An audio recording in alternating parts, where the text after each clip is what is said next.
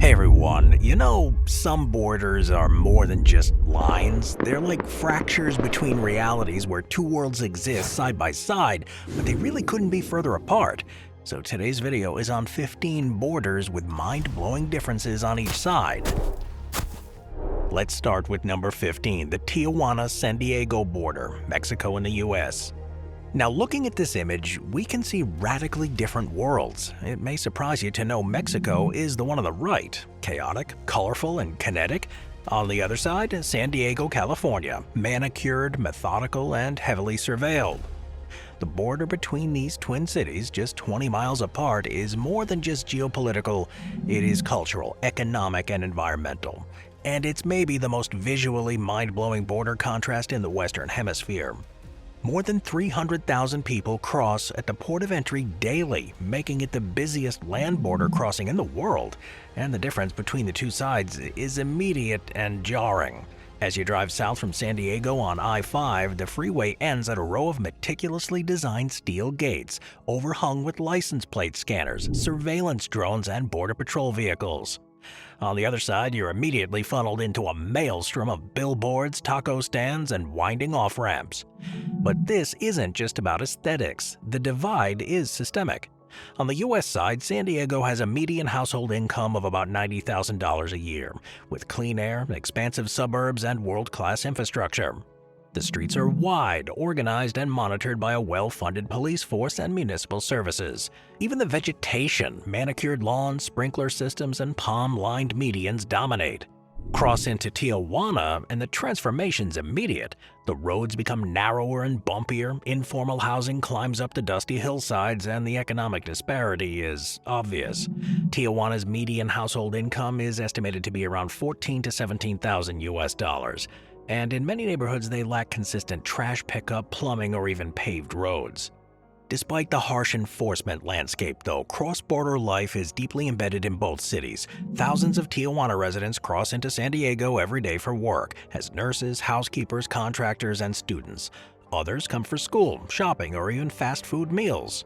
Meanwhile, thousands of Americans travel south for dental work, prescriptions, plastic surgery, partying, or simply to enjoy a $1 beer and a $5 taco plate with a beach view. The irony is that for all its barriers, this border remains incredibly porous, just not for everyone. Wealthy individuals can cross with a passport and Sentry Pass in minutes. But for asylum seekers, migrants, or those without documentation, the divide is immense and brutal. Tijuana is now home to permanent migrant encampments, makeshift schools, and legal clinics dedicated to navigating the increasingly difficult U.S. immigration process. On weekends, Mexican families picnic just feet from the barrier, U.S. Border Patrol agents watch from dune buggies, and on either side of the wall, waves crash, gulls cry, and the sand is identical. But you really can't step over. The shadow of the border fence stretches into the Pacific like a misplaced exclamation point, a human intervention that even the tides can't erase. Number 14, the North Korea-South Korea border. Nowhere on Earth is the difference between two sides of a border more extreme or more explosive than the Korean Demilitarized Zone, a 250-kilometer long and 4-kilometer wide strip of tension, concrete, and barbed wire. It divides the Republic of Korea, or South Korea, and the Democratic People's Republic of Korea, which is North Korea. This isn't just a national boundary, it's a frozen front line, a legacy of war and unresolved conflict. On the South Korean side, cities like Seoul, just about 35 miles away, pulse with economic energy and digital infrastructure. South Korea has one of the world's highest GDPs per capita, a global cultural footprint, and a military backed by advanced U.S. tech. Now turn your gaze just a few meters north and you're in another century. The North Korean side is defined by silence, darkness, and militarization. There's no visible cities near the DMZ, instead a thin scattering of military posts. The closest city, Kaesong, appears in satellite photos as a gray and decaying patchwork of low-rise buildings with fewer cars, lights, and visible infrastructure than any South Korean village, 5 times smaller. And that's just the beginning. At night, the difference becomes literal light and darkness. From orbit, South Korea is ablaze with electric light, while North Korea is nearly pitch black, except for a few faint glows coming from Pyongyang. The DMZ appears as a gash of emptiness between these two worlds, one busy, the other hushed. The difference between the two Koreas is visible in everything: architecture, agriculture, economy, electricity, and freedom. On the South Korean side, farmers will plant high-tech rice fields in organized paddies. On the north, subsistence farmers use oxen. On the south, apartment blocks rise 30 stories, yet on the north, villages are capped at 2 to 3 stories. And in the south, internet is everywhere. On the north, it's nearly non-existent. And yet they share a language, a history, a surname. The line between North and South Korea isn't just a border, it's a severed identity. It's a mirror cracked down the middle. And the fact that two such radically different nations can coexist within shouting distance, held apart only by concrete and the threat of war, is one of the most mind-bending geopolitical realities in human history. Number 13. The Haiti-Dominican Republic border. On the island of Hispaniola in the Caribbean, a single border divides two nations that share the same landmass, but seemingly exist in two different realities. To the east, the Dominican Republic, with a booming tourism economy, verdant forests, and a reputation as the Caribbean's playground.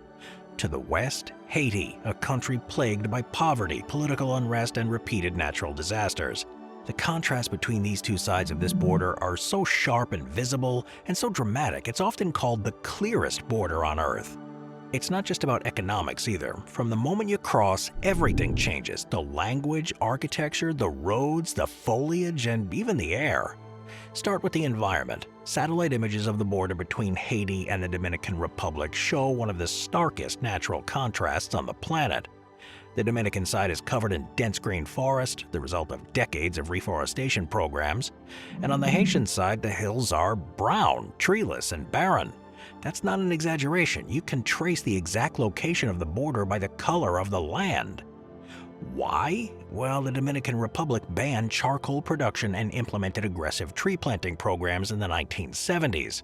Haiti, in contrast, relies heavily on wood and charcoal for cooking fuel, and decades of unsustainable harvesting has turned vast regions into deforested scrubland. Now let's look at the infrastructure. On the Dominican side, cities have paved roads, streetlights, healthcare clinics, and functioning schools. On the Haitian side, nearby cities struggle with unpaved roads, minimal sanitation, and sporadic electricity. The border itself is partially fenced, especially in busy crossings where border control posts are lined with concrete barriers and armed guards. But in many places, the border is porous, and migrants often cross informally through fields, forests, and footbridges. These two countries have fought wars, traded invasions, and endured cultural rifts that persist. Haitians in the Dominican Republic often face discrimination, police harassment, and deportation. Thousands work in construction, agriculture, and domestic labor, jobs locals often avoid. Yet they're treated as expendable. In 2013, a Dominican court ruling retroactively stripped citizenship from thousands of Dominicans of Haitian descent, creating a stateless population that exists on the margins of both countries. And yet, despite everything, the border continues to function. Trade flows, people cross, but the differences are visible at every level. This is a border where centuries of environmental policy and economics collide, not gradually, but with a visible line of separation that you can spot from above. Number 12. The Melilla border. In northern Africa lies a border that defies geography. The border between the Spanish enclave of Melilla and the Kingdom of Morocco. Though it sits on the African continent, Melilla is a fully governed part of Spain, with Spanish law, European Union oversight, and NATO defense guarantees. It's also the site of one of the most fortified land borders on Earth, a place where the global north meets the global south at ground level, and where the contrasts are so sharp they feel dystopian. Melilla is a city of about 85,000 people, a Mediterranean outpost with Spanish architecture, tapas bars, European hospitals, and bustling seaside promenades. It operates under the euro, it has EU customs rules, and Spanish police patrol the streets. But walk just a few blocks inland and you hit the edge of Fortress Europe.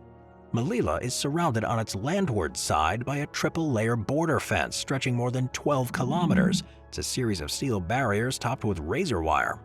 Trenches and motion sensors are installed along key choke points. Floodlights, cameras, and thermal imaging equipment turn the area into a perimeter under siege. And yet, despite all this, migrants still attempt to cross. On the Moroccan side, many are refugees from sub-Saharan Africa fleeing war, famine, or persecution. They live in makeshift camps in the nearby hills, waiting for the right moment to storm the fence en masse. Often with ladders made of sticks or scrap metal. Some succeed, many don't. Dozens have died attempting the climb, shot, crushed, or impaled on the metal spikes that line the top of the barriers. Spain has tried to soften the border in recent years, replacing some of the razor wire with rounded anti-scaling panels, but the deterrents remain formidable. And while Melilla represents Spain's oldest overseas territory, dating back to 1497, its current status remains controversial. Morocco claims sovereignty over Melilla and Ceuta, another Spanish enclave, arguing that Spain's possession is a relic of colonialism. Spain, backed by the EU, insists Melilla is an integral part of its sovereign territory, just like the Canary Islands or Barcelona. This makes the fence here one of the few places in the world where Europe shares a direct land border with Africa, and where the wealth gap between sides is visible, immediate, and enforced with steel and silence. Number 11. The India-Bangladesh border. So, most borders are pretty strange. This one is practically a topographical brain teaser. For decades, the northeastern district of Cooch Behar, the border between India and Bangladesh, wasn't just a line. It was a tangled, cartographic knot of enclaves. Enclaves within enclaves, and even enclaves within enclaves within enclaves.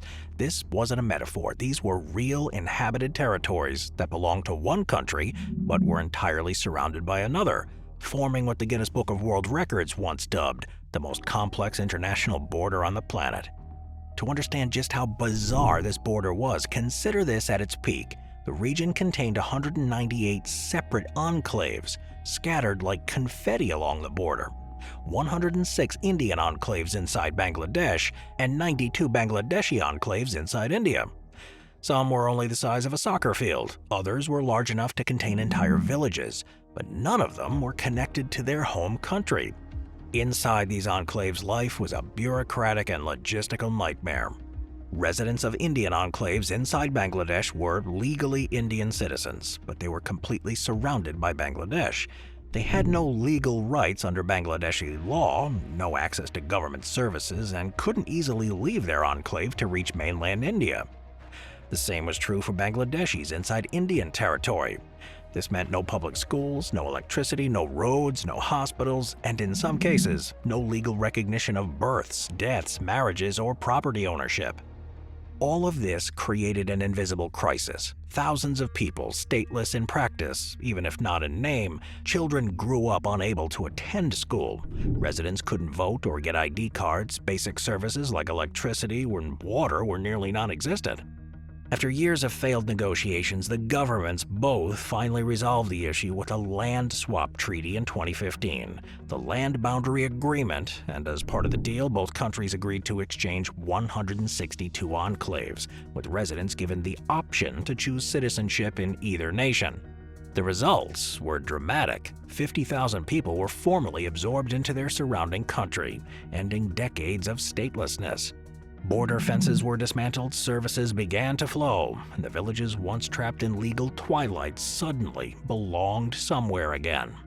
Still, this region today is far more peaceful, even if its past remains one of the most astonishing examples of what can happen when borders become geography's cruelest joke. Number 10. The Norway-Russia border. Way up there in the Arctic North, above the 69th parallel, is one of the strangest borders in Europe, a place where NATO meets Russia, and where a democracy meets dictatorship, and where the difference between sides is as cold and stark as the frozen river that separates them. This is the Norway-Russia border, and specifically the stretch near the town of Kirkenes on the Norwegian side and Boris Gleb on the Russian side. It's a border where freedom and authoritarianism are literally across the water from each other. The difference is visible immediately.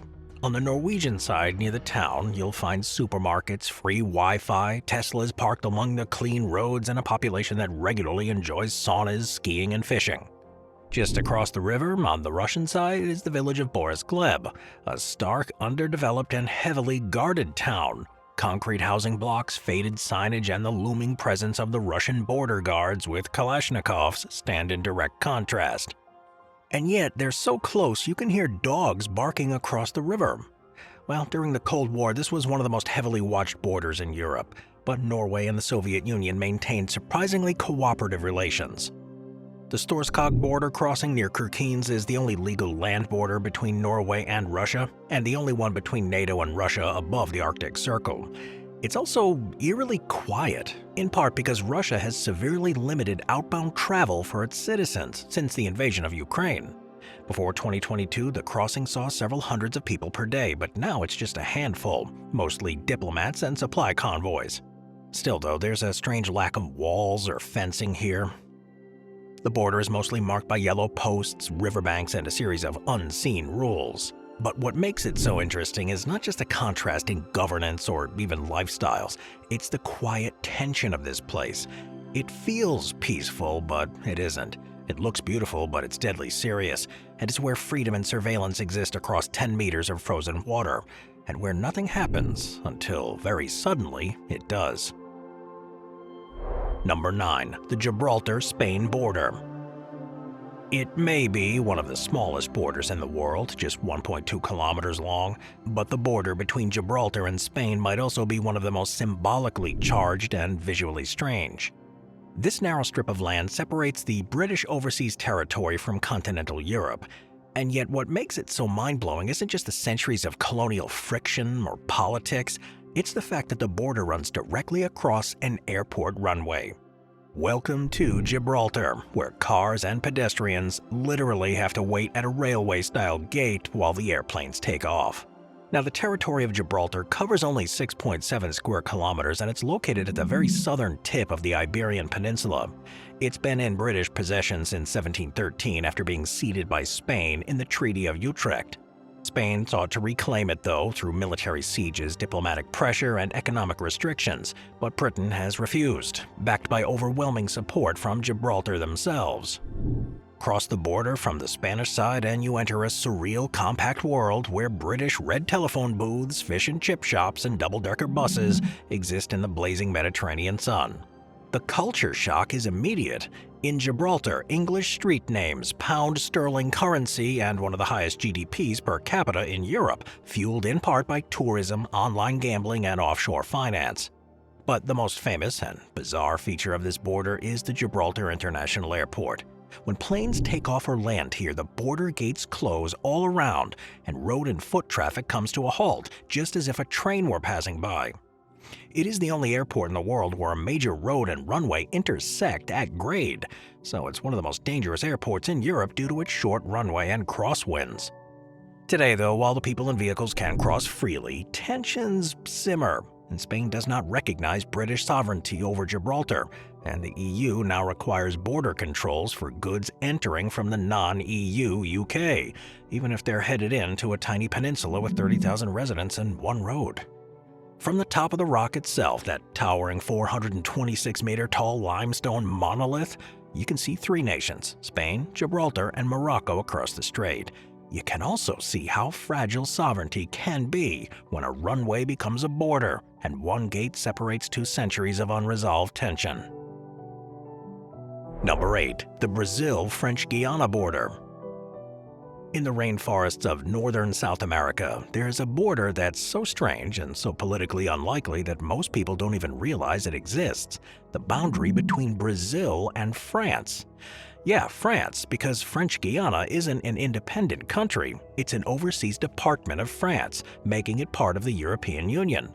That means the Brazil-French Guiana border is one of the only places in the world where South America meets Europe by land. And the differences on either side are pretty startling. On the Brazilian side, it's dusty, poor, and visibly underdeveloped. Infrastructure is limited, healthcare and public services are stretched out. The town's economy is informal. Cross the Oyapock River and everything changes. On the French Guianese side lays a quiet but well-funded outpost with paved roads, public schools, medical clinics, and signs in French. The euro is the official currency, the phone network is French, and residents vote in French presidential elections. Their children are EU citizens. And the police, gendarmes, are wearing the same blue uniforms you'd find in Marseille or even Paris. Until 2017, the border could only be crossed by boat. Then, after years of delays, the Oyapock River Bridge opened, a 378-meter cable-stayed span that links Brazil and France. But it also made visible the stark institutional differences between the sides. On the Brazilian side, the bridge feels like a promise that was unfulfilled. Roads remain uneven, development has lagged, and locals joke that the bridge is the most expensive way to be reminded that you're not European. Yet despite the disparities, the connection is real. Students from Brazil attend school in St. George. French medical teams offer outreach programs on the Brazilian side, and joint environmental patrols protect the surrounding Amazon basin. This is a border defined by geography and bureaucracy colliding, where jungle vines creep over guardrails and parrots fly between nations without any passports, but humans have to submit to two very different governments. It's also one of the few places in the world where you can drive from Latin America into the European Union, not across oceans or airports, but on a single bridge lined with jungle. Moving on to number 7, the United Arab Emirates Oman border. In the Arabian Peninsula is one of the strangest borders in the world, the border between the United Arab Emirates, the UAE, and the Sultanate of Oman, particularly in the Al Ain Baraymi region. This isn't just a straight line that separates two nations, it is a complex series of enclaves, checkpoints, fences, and spatial contradictions, where the differences between both sides is not just visible, it's impossible to ignore. At first glance, Al Ain and Baraymi appear to be part of the same city. Their streets flow into one another, the architecture blends, and cars and people can move freely, or at least they used to. But legally, they sit on opposite sides of a heavily negotiated and politically sensitive border, one that constantly is evolving. Al Ain in the Emirate of Abu Dhabi is a modern city defined by wide boulevards, clean sidewalks, manicured gardens, malls, and glass towers. With a population of nearly 800,000, it is part of the UAE's highly developed infrastructure. Baraymi, just across the invisible line, sits in Oman, a peaceful but far less flashy nation. Baraymi is dusty, modest, and marked by low-rise buildings, open-air markets, and subdued urban planning. The contrast here wasn't always so strict. For decades, residents crossed the border without any checkpoints, and Baraymi was essentially a suburb of Al Ain. But in 2006, the UAE erected a border fence and began formal immigration enforcement, requiring visas and limiting casual passage. What was once a fluid connection became a high-security divide. But what's most astonishing here is how abrupt the change is. In some parts of Al Ain, you can stand on a roundabout, look across a street, and see the architecture shift from UAE villas to Omani houses. Cross the border and the road narrows, signs change and the street lighting becomes less consistent, shopping centers end and the desert begins. And yet life continues. Cross-border marriages are pretty common, families span both sides, and goods are brought in one country and sold in the other. People from Baraymi often drive to Al Ain for work, hospital treatment, or even shopping. And meanwhile, UAE nationals cross into Oman for cheaper groceries, less strict policing, or traditional healing. The governments cooperate closely, both are allies, but this border remains a daily reality for those who live along it, one that divides not enemies, but two visions of what a nation in the desert can become. Number 6. The China-Hong Kong border. Few borders on the planet symbolize the collision between two political systems more vividly than the boundary separating Hong Kong from mainland China. On one side, a former British colony with free press, open internet, and common law. On the other, a tightly controlled authoritarian state with firewalled media, surveillance, and central planning. Though part of the same country since 1997, this border, especially at Lo Wu, the main pedestrian crossing between Hong Kong and Shenzhen, marks a massive divide in law, speech, and ideology. But what makes it so surreal is that for most of its length, this border consists of nothing more than a narrow river, the Shenzhen River, bridged by a few footpaths and train lines. But what that water divides is two realities. Step into Hong Kong and you'll find an international financial hub with glass skyscrapers, English signage, independent courts, and, until recently, open protest. Cross the border into Shenzhen and you're in one of the fastest-growing megacities in history, a place transformed from a fishing village into a 17 million-person tech metropolis in 40 years. But one where every street corner is monitored, every app is tracked, and criticism of the government can bring prison time. Despite being part of the People's Republic of China, Hong Kong was granted a degree of autonomy under the one country, two systems model following its return from Britain in 1997. And that meant separate legal systems, borders, passports, police, and even rights. And for years, the difference between the sides was unmistakable. Hong Kong had uncensored internet, global media access, and Western-style civil liberties. On the Shenzhen side, apps like Google, Facebook, and Twitter were banned. Media was state-run and movement was restricted. Before the 2020 national security law, more than 200,000 people crossed this border daily. Workers, shoppers, students, and tourists. Shenzhen residents came to Hong Kong for international products. Hong Kongers went north for cheaper goods, tech, and business deals. Today, though, political dissidents in Hong Kong fear crossing. Pro-democracy leaders have been arrested under new laws. Chinese security services now operate openly in Hong Kong. The border remains, but the ideological distance has narrowed a bit, not because China became freer, but because Hong Kong became less so. The tension at this border isn't just visual, it's existential. It is a line between what China was willing to tolerate and what it has now decided to control. It's where a firewall meets the open web, where protests meet censorship, and where two futures briefly touched before pulling apart again. Number 5. The Netherlands-Belgium border. Welcome to the most mind-bending international border on Earth. Not a line on a map, but a jigsaw puzzle embedded into the pavement, the walls, and living rooms of two otherwise peaceful European towns. In the municipalities of Barle-Nassau in the Netherlands and Barle-Hertog in Belgium, the border doesn't just separate two nations. It fractures buildings, loops through bedrooms, and splits sidewalks, creating a geopolitical kaleidoscope that has to be seen to be believed. To walk through Barle is to cross the Netherlands-Belgium border dozens of times in just a few blocks without ever seeing a checkpoint, a gate, or even a fence. But behind this whimsical design lies centuries of feudal chaos. This bizarre layout originates from medieval land swaps during the Dukes of Brabant and the Lords of Breda, who carved up the region into small, fragmented parcels of land. When Belgium became independent in 1831, those quirks solidified into one of the most confusing border arrangements in the world. Here's how tangled it gets. Barle-Hertog, the Belgian town, consists of 22 separate pieces of land, all of which are fully inside Dutch territory. Even weirder, 7 of those Belgian enclaves contain tiny parcels of the Netherlands inside them, so-called counter-enclaves. It's like a geopolitical Russian nesting doll, Dutch inside Belgian, inside Dutch, inside Belgium. And people actually live like this. Tax rules, property laws, shopping hours, alcohol sales, fireworks regulations, and postal services can differ between sides of the same building. In one instance, a marriage ceremony had to be conducted on the Dutch side of a room to satisfy legal requirements, even though the reception was held a few meters away in Belgium. Well, despite the complexity, it works. Local governments have developed a cooperative system to share responsibilities for things like garbage collection, utilities, and emergency services. Even tourists are welcomed with signs saying, "Welcome to Barle," whichever side you're on.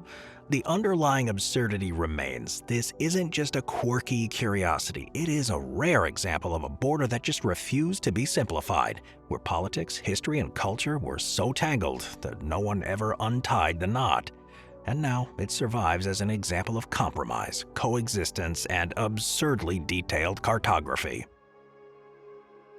Number 4. The North Korea-China border along the Yalu River. Between the northeastern edge of China and the northwestern corner of North Korea lies one of the world's most deceptive borders. On paper, it's a pretty straightforward international boundary, marked by a river that snakes through a sparsely populated region. In reality, it's a line that separates two worlds so radically different that they might as well exist in separate centuries. Dandong in China is a mid-sized city of over 2.5 million people. It thrives on tourism, border trade, manufacturing, and river shipping. It's modern, growing, and very much alive. By contrast, Sinwiju on the other side of the river is smaller, dimmer, and eerily quiet.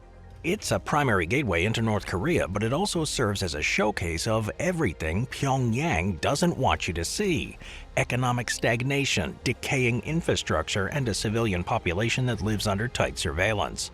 The two cities are separated only by about 300 meters of water, connected by a single bridge, the Sino-Korean Friendship Bridge, but the divide between them feels like an entire world apart. At night, the contrast between the two becomes cinematic. Dandong's skyline glows with LED lights, bridges and riverside towers shimmer with color, restaurants, malls, and apartment buildings are ablaze.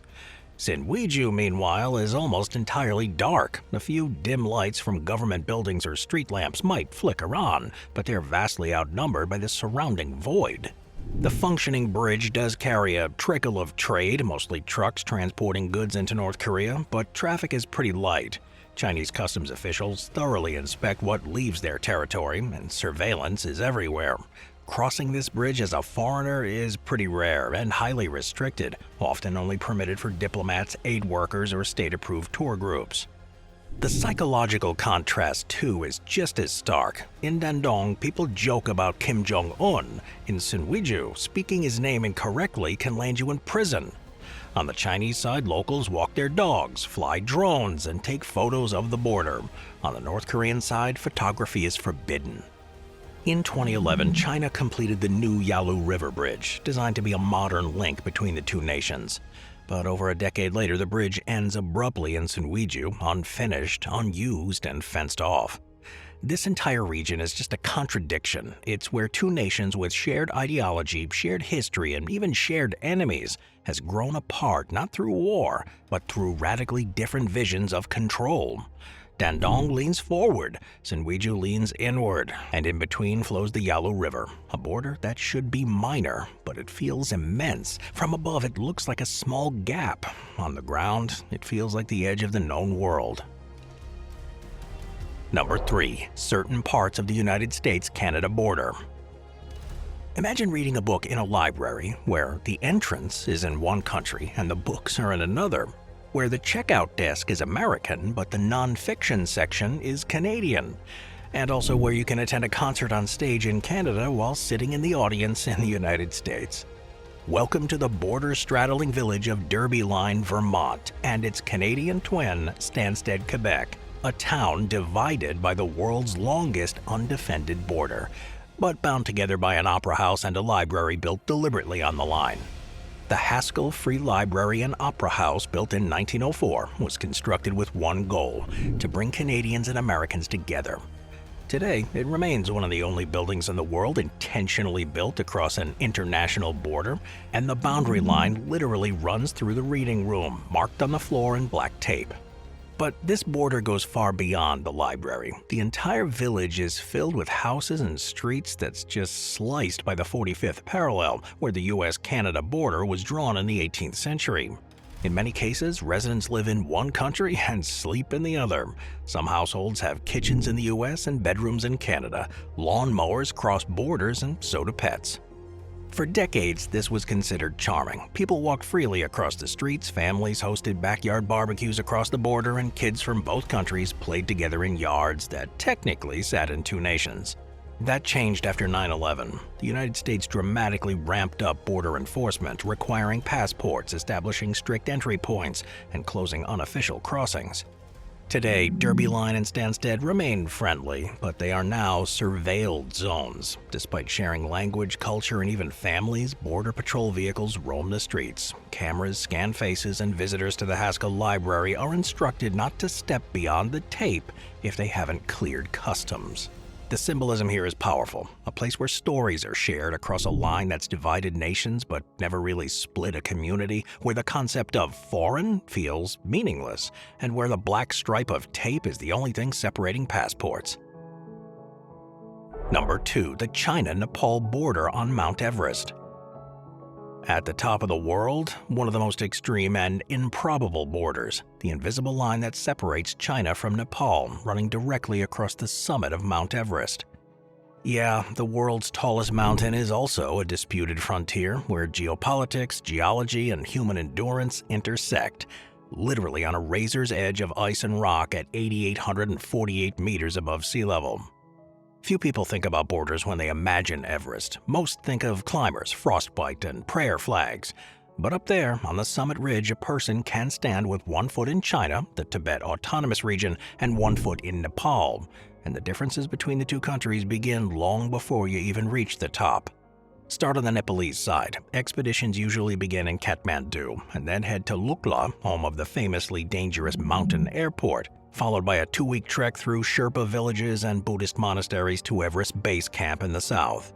The route's chaotic, colorful, and alive with tea houses, yaks, and a constant stream of international climbers. Now compare it to the Chinese or the Tibetan side. Climbers typically fly into Lhasa and travel by vehicle to Everest Base Camp in the north, through paved roads and checkpoints. The route is more sterile and tightly controlled by the Chinese government.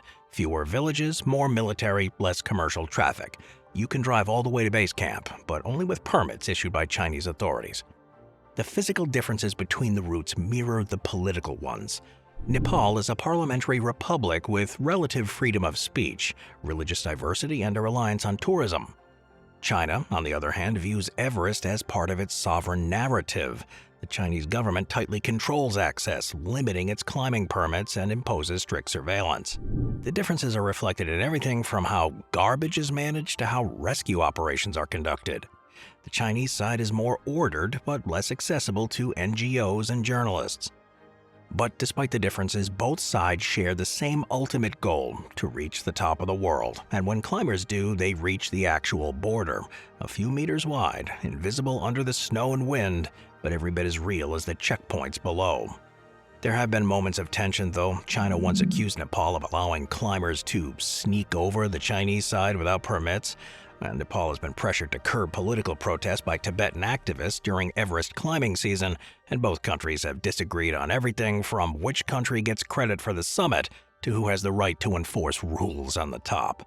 Yet Everest, for all its danger and death, remains a shared icon, a place where two worlds collide, not with bullets or borders, but with crampons and flags. Number 1. The South Africa-Lesotho border, the kingdom in the sky. We've talked about borders that divide nations, borders that divide cultures, and ones that divide ideologies. But the border between South Africa and the tiny, high-altitude nation of Lesotho is none of those things. It divides the altitude itself. This is a border that isn't just about where you are on the map, it's about how far you've climbed to reach it, because crossing into Lesotho from South Africa isn't just crossing into another country, it is crossing into the clouds. Lesotho is the only country in the world that lies entirely above 1,000 meters or 3,281 feet in elevation. It's completely surrounded by South Africa, a landlocked kingdom encircled on all sides. This means the border between the two is not just legal or political, it's vertical. It's an ascent, a rise from lowland farms to highways and frozen passes and wind-lashed peaks. The contrast between the two sides is amazing and immediate. On the South African side, modern roads, fuel stations, shopping centers, cell towers, and towns built for scale. On the Lesotho side, twisting gravel roads often eroded or impassable, stone huts with thatched roofs, and entire villages without electricity, running water, or cell service. But the most famous and breathtaking crossing is at Sani Pass, the most visually extreme border checkpoint in all of Africa and arguably in the world. As you climb, the oxygen thins, the fog drapes the valley, and the winds begin to howl. There are no fences, no guardrails, no barriers. One miscalculated turn can send you tumbling hundreds of feet into the rocky valley. The border post is pretty humble, a small concrete building, a rusted flag, and a handwritten ledger book. Lesotho calls itself the Kingdom in the Sky, and it earns that name. Much of Lesotho sits above 2,000 meters, with peaks reaching over 3,400 meters. But meanwhile, on the South African side of the border, modernity rolls forward. Highways glide over the terrain, GPS coverage is strong, and trucks move freight at speed. And yet, Lesotho is proud. It has never been colonized in the traditional sense, and its borders were established during the British Protectorate negotiations in the 19th century. They remain distinct, surviving through diplomacy, geography, and unity, and that pride still fuels its identity, even as its infrastructure buckles and its youth migrate south. The climate itself adds another layer to the divide. Lesotho's high elevation gives it cooler temperatures year-round, snow is common in the winter, and ice regularly cuts off remote communities. In South Africa, even just 10 kilometers away, the temperatures were warmer, roads remain open, and weather systems behave differently. The border is quite literally a climate divide. One side sows maize in dust, and the other side tends potatoes under frost. Most visitors don't stay long. They return down the pass back to South Africa's broadband and streetlights, back to the world of data and delivery. This is not a border of conflict. There's no wars between these nations, no mass detentions, no razor wire. It's something rarer, a border where two versions of human civilization continue side by side, separated by topography, economy, and just chance.